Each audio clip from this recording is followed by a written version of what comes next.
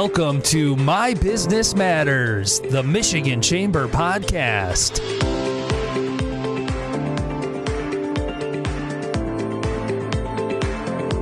Welcome to My Business Matters, the podcast of the Michigan Chamber, where we talk with leaders about the issues shaping Michigan's future. I'm your host, Jim Holcomb. I'm the president and CEO of the Michigan Chamber of Commerce. Welcome for today. Today's episode is part of our special series, Michigan's Future in Focus. This is where we talk with influential voices running to shape Michigan's future, from those seeking to be our next governor to people looking to represent communities across our state. I'm honored today to be talking this time around with Mike Duggan. He's the leader of the state's largest city. He's the second longest serving mayor in Detroit's history, and he's also a 2026 candidate for Michigan's highest office, that of governor. Mr. Mayor, welcome. Hey, thanks for having me, Jim. Well, you certainly don't shy away from challenging races. You became mayor as a write-in candidate, and now you're running as an independent for Michigan governor. What led you to the decision to file not only for governor, but to file as an independent? Well, I go back to when I ran for mayor of Detroit, and I was running the hospital system at the time, and I was watching my home city where half the street lights were out, where the parks were closed all summer, 47,000 abandoned houses, highest homicide rate, highest unemployment rate in America, and the politicians just kept fighting with each other. Everything was black versus white, city versus suburb, Detroit versus Lansing. That's how you got elected. Mm-hmm. But it didn't do the city any good, and I ran on a promise that I was going to end us versus them politics. And the partnership we had, Republican and Democrat, city and suburb, has brought Detroit back in a remarkable way. And anybody who's visited lately knows how different it is. I looked at the state of Michigan, and I'm watching the toxicity between the Republicans and the Democrats. Literally everything is what I would call ping pong politics. Sometimes the Republicans win and they pass it, then the Democrats win and they rescind it. And it keeps going back and forth in a 50-50 state. And you know where we are. 60% of our third graders don't read at grade level. We're leading the country, and our kids under 30 moving out of state. Now we're second in the country in unemployment. And what do you have? State shut down, basically. The budget gets passed a month after the schools open, so the schools didn't even know what budget they had. And then you look in Washington, I have no idea why they shut down for a month and what they accomplished. Yeah. But these parties are just obsessed with fighting with each other. I just thought people might be tired of politics as usual and want to say to the parties, you know what, if you're going to behave like this, you don't own our votes, we can have a third choice. Yeah, no, I think you're exactly right. As I talk to my members and just talk to people across the state, you're hitting the hot button that people are talking about. One, we need stability here in the state. We need predictability, but it's the divisiveness that's pushing everybody to the sidelines. When we need everybody to engage, we need people to lean in, we need people to bring their ideas to the table. Too many of them are throwing up their hands. You've been very successful in Detroit. As you said, anybody who visits Detroit, and I do often, it's just a completely changed city.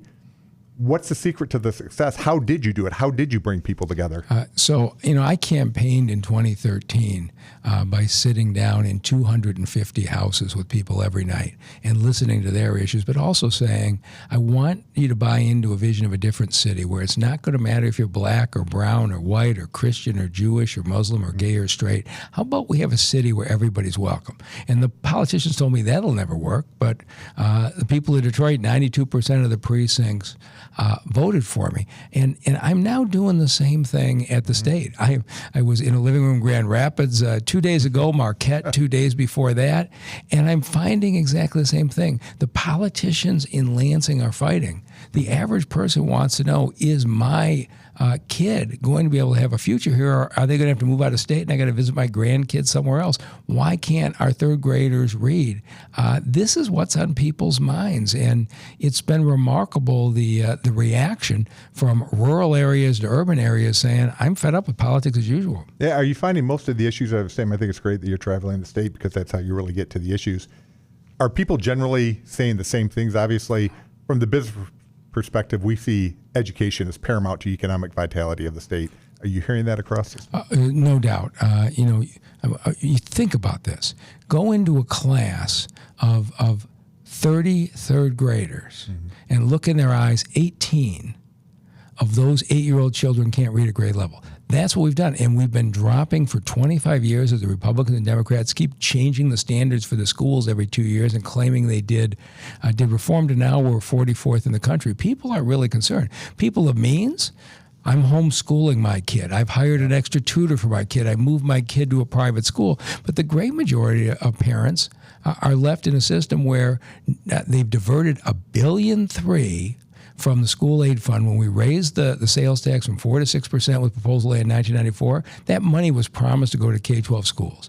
Our legislature is diverting $1.3 billion a year. They're not holding anybody accountable, no principals, no superintendents accountable, and they wonder why they get these results. And the funny thing is, nothing about this is Republican versus Democrat.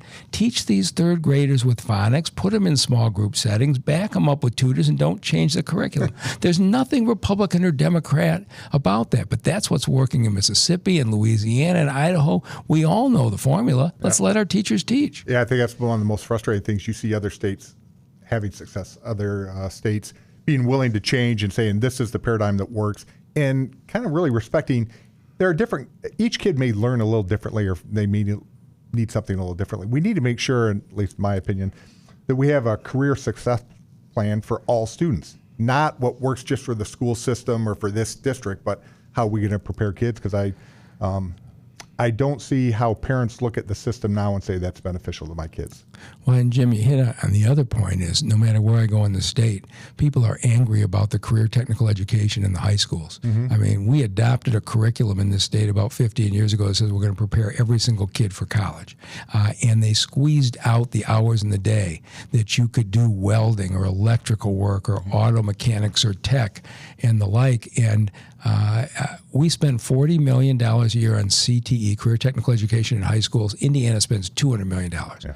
We've got to tell our kids when they're 14-year-olds and freshmen or even before, there's lots of good career choices that are good for you. Let's celebrate all of them. Let's not say to you if you don't go to college, somehow you don't count. And that's what too many of our schools are saying. Well, it's just, again, it's about efficient use of resources. Not only is it good for the student, it's good for the state. We don't have enough welders. We don't have enough plumbers and electricians and people in the trades. We can't rebuild our infrastructure as quickly as we'd like, even if we had all the money in the world, because you don't have enough people trained to do it.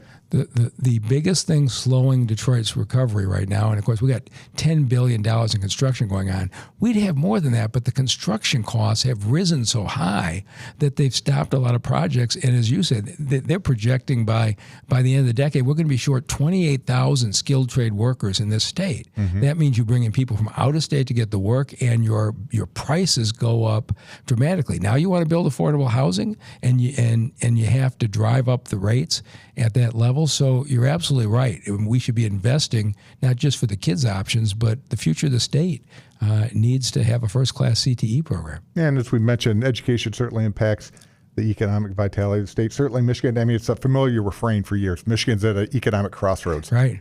Those words still ring true today. How do you look forward, and what do you think are some of the changes you'd like to implement here in Michigan just to really kind of jumpstart the economy a little bit? It's stagnant population. We aren't attracting the jobs of today and the careers of tomorrow. No doubt about it. And of course, I've been recruiting businesses to Detroit for the last 12 years, and I'm in these national conversations every day. And you know what happened. Mm-hmm. Michigan, during the Great Recession, did the mega credits, where they gave huge credits to the auto industry to keep them here. Then Rick Snyder came in and basically stopped the credits, said we're going to do gardening. Mm-hmm. Then Snyder realized he'd gone too far and did what is the Detroit model, which are brownfields. And what we say is, we won't give you a check up front. But what we will do, if you're going to build on a vacant lot or a vacant building, we'll discount the new taxes you pay as you build and hire. And Snyder adopted that later in his term.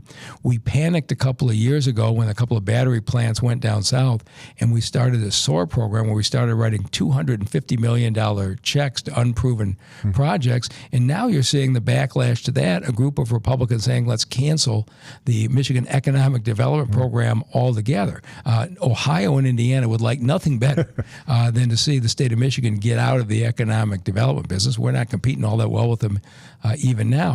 I'm saying we should have a single plan that Republicans and Democrats can get behind that doesn't change every 2 to 4 years. And I think the Detroit model, the brownfield model that Snyder had for a while, that says we will discount your taxes as you build and hire and bring us new jobs and new construction, and make it predictable so it's available to everybody. You don't have to have a lobbyist. You don't have to have a special friend and a special appropriation and pick this winner. Let's tell everybody how it works so that people can come here. Yeah, it seems to be if we can focus on effectiveness, efficiency, dollars going out the door when results come to the state of Michigan, and I think you get some of the public back on board and legislators who say, okay, I can get behind this because there seems to be hitting some metrics. What do you talk to, or what do you say to businesses? Some of the concern I hear about economic development is businesses who've been here for years, and people who have just really dug in and went through the tough times in their building, that they say, okay, how about a little something for me because you're just going to import my competition. And what I would say is this: we can't be just writing government checks to existing businesses. That's not a practical solution. I know that politicians will say that, but I tell you what I would like to see us do is do what we did in Detroit. We have rolled back regulations in a dramatic way.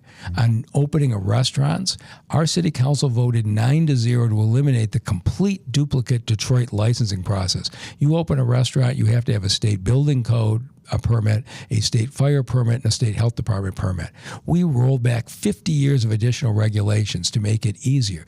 That made all of our businesses in our community more profitable, and it made it easier for new businesses to open. There are things that we can do for existing businesses to make it easier for them to function that doesn't involve the government writing them a check. Yeah, exactly. It's about making it better for them just to operate. Do you think, is that doable on the state level? Obviously, you have success in the in the local level. There just seems to be so many hurdles here. There are a lot of good people who work in government, but sometimes bureaucracy moves slow, and the natural inclination is protect what you have and not look for change. Jim, have you dealt with Eagle? Oh, yeah. Okay. I mean, I got to tell you, they have held up a number of our affordable housing and development projects, and Phil Roos, the director, is doing a good job. But what you have is, I said, look, I don't need you to ease the environmental rules. Just give me a prompt, predictable decision, and we'll build. And we've got projects 12, 18 months that can't go forward, not because we're not willing to do it, because they won't give us an answer of what's an acceptable direction. And of course, the Eagle, after some were prosecuted under Rick Snyder, you got people even more gun shy to make a decision. We got to put strong leadership in there that'll just do the right thing, make the call timely, and make it predictable. And there are things we can do to make it so much easier to do business. And again, I'm saying you don't have to write a check to every company. Make the system work better. Yeah, when I talk to my colleagues across the country, CEOs of other state chambers, they tell me exactly that. They say, hey, we're coming for your businesses, we're recruiting, and they're telling me, we aren't writing big checks. We're making it easier. They can get their curb cut out, or get their building permit, or get their, whatever government permits they need. They're saying we're just trying to help them do their job and run their operation. So when I came in as mayor, we had a 20% unemployment rate, the highest in the country. We hadn't had a new auto plant come to Detroit, any manufacturing plant, in 25 years. I sat down with Mary Barra, Bill Ford, and Sergio Marchioni, who was running Fiat Chrysler, and I said, tell me what it would take for me to land the next plant. They said, we need vacant land. I said, good, I got a lot of that. And they said, we need a fast permitting system, and we need no drama on your city council approvals. I tore apart our permitting process. Now, I came out of a hospital system where we made a reputation off the 29-minute emergency room guarantee. I understand processes. I set up the fastest permitting process to build a plant anywhere in the country. I got city council on board to say, we'll discount your taxes in the future, so you got prompt approval. And we landed 10 manufacturing plants that today are employing probably 12, 15,000 people. But I didn't do it by outbidding Indiana or South Carolina. I did it by giving them something. But after I opened the first one, the Flex and Gate plant, which we got done so quickly, they went to hire 500 people and 16,000 showed up. And everybody said, Detroit's a competitive advantage for us. And then it just went on a roll from there. Yeah, we have good workers in the state. We have people who want to work. We just got to give them the opportunity and make sure we're delivering. You have a great background, like you said, running the hospital association, working in county government, being the mayor. How much of that is transferable to what you're doing now? What are some of those lessons you've learned along the way that you say, you know what, I'm going to bring this to Lansing and this is going to help the state? Oh, there's no doubt. I ran a hospital system with 14,000 people, a city with 9,000 people, and there's 50,000 state employees. So you're not going to find a CEO somewhere who has that kind of background. But when I went into the Detroit Medical Center in 2004, the board had already voted to close Receiving Hospital, Hutzel Hospital, Carmanis Cancer Hospital. Receiving itself treated 100,000 people a year in the emergency room, most uninsured or on Medicaid, and it was going to close. They offered me the job, and I took it on the condition they stopped the hospital closings for 6 months because I thought I could turn it around. I went in and looked and said, there's a 3-hour wait in the emergency room. Okay, we tore the process apart and offered a 29-minute guarantee where we gave you 2 tickets to a Tiger game if we didn't see you in 29 minutes or less. We saw 95% of the patients. They came back in huge numbers. I got 14,000 people to work together around a set of principles that caused the DMC to make money for the next 9 years. So when I got into the city of Detroit, and the trash wasn't being picked up, the grass wasn't cut in the parks, the street lights were not, we operated the same way. Here's the metrics. I'll give you the resources you need. I'm going to hold you accountable. If you can't hit them, somebody else will do the job. And the transformation has, we had a lot of good people, did a lot of good work. Yeah, it's good to see success because you get momentum. Obviously, you're charting a bold course and a vision for Michigan. You can't do it by yourself. You've had success in other positions. What type of people do you look to surround yourself with, either in a cabinet or cabinet directors or the people who day-to-day have to help carry out your mission? So what I did at the city was I brought in the top talent from the city. I also brought in top talent from Tennessee and Boston, and I mixed the blend of the best in the country and the best of Detroit and Michigan, and I will do the same thing here. And the people who are already talking about, I want to come with you, they aren't people who want to sit in a seat for 4 years and have a title. They're people who want to change the direction of the state, and what they're all interested in is Rick Snyder spent 8 years as governor, most of the time with the Republican legislature. He was wealthy. He could have done anything he wanted in his life. He spent 8 years trying to do this. And basically, in one term, a Democratic trifecta undid 8 years of work. The people who want to come with me are saying, we're going to pass this on a bipartisan basis. Enough with this ping-pong politics. Let's build out of the middle so that it'll continue on after we're gone. And so the people I'm going to attract and who are already coming with me are people who want to change Michigan for the long run. Oh, that's great, because we definitely need to make sure that we have a vision for the future and everybody buying in. You allude to it a little bit. Some of it's on the political side. You're running as an independent. You're going to have people on the right and left, the Republicans and Democrats, who say they support you, attacking you. What's the message to people when they say, I've always voted this way? How do I vote for you and not just elect the other person? And that's the thing, is I'm not creating a third party. I'm not trying to wipe the Republican and Democratic parties out. I want to get the two of them to behave responsibly.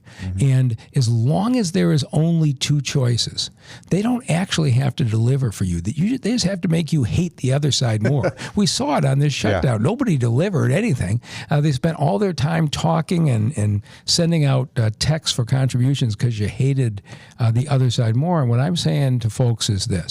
I am not going to get involved in any of the state rep or state senate races. So you want to elect a Republican Senate, that's fine. If you want to elect a Democratic House, that's fine. I am going to govern from the middle because there's a huge split in the Democratic Party between the far left and the moderates, and there's a huge split in the Republican Party between the far right and the moderates. There are a lot of people who would like to make permanent change in this state working together. And so you can still vote straight ticket Democrat or state ticket Republican and vote for me. Under the law, you can just fill in two circles. You fill in one that says I'm straight party, and then Mike is an independent. The votes all count. And that'll be a big part of my education process because people don't know that you can do that, but because we haven't had an independent before. But I think as people are getting to know that, it's not going to be that hard. People are ready for change. Yeah, I think more and more people take an interest in who they're voting for, and they look at the candidates and they do their research, and they're trying to make sure they're making a sound, reasoned, and informed decision. As you've traveled the state, what's the one thing that's surprised you the most? Have you heard a story, an anecdote, or seen a fact that really just grabs you and says, this is exactly why I'm running? So one of the biggest things I had to deal with in Detroit was affordable housing, because I got elected by the people who stayed, and I built 6,000 new housing units at $1.5 billion the last 6 years. I went up to Traverse City, And I sit with 17-year-old students saying to these kids, I'm trying to ask, are you going to be in the state in 5 or 10 years? What's your biggest issue?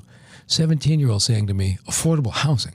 When I was 17, affordable housing never crossed my mind. No. And then they took me out and showed me an area with 200 tents of homeless people who had been priced out because vacation buyers had bought up the houses and driven up the market.